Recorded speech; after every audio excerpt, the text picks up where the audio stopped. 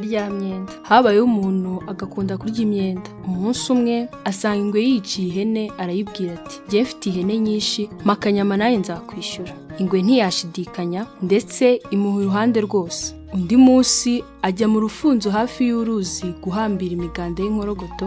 Ahageze ahasanga ingona yishe inka. Nuko abwira iyo ngona ati reka dusangire iyi nka nawe nzakwishyura. Ya ngona iremera, baragabana. Hashize iminsi ya ngwe iza kumwishyuza, ayibwira ko izagaruka hanyuma ngo asubire ku ruzi. Ya ngona nayo iramufata iti nyishyura. Arayibwira ati ejo uzaryama aha ngaha nzayizana nawe wigira uko ushaka. Iramureka aragenda. Ngo agere imuhira asanga ya ngwe yaruhagazemo iti Jyewe rero sinsiga nakwishe. Wa muntu nawe ati oya ndeka irya none ejo uzagaruke. Ngo buke igaruka kumwishyuza.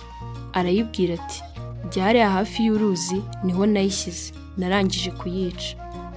Ayereka aho yari yasize ya ngona. Ya ngwe iramanuka no ku ruzi.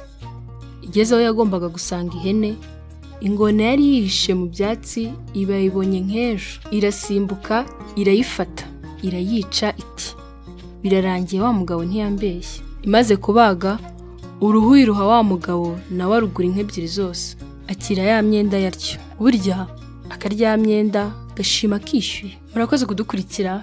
Niba ukunda channel yacu kanda subscribe.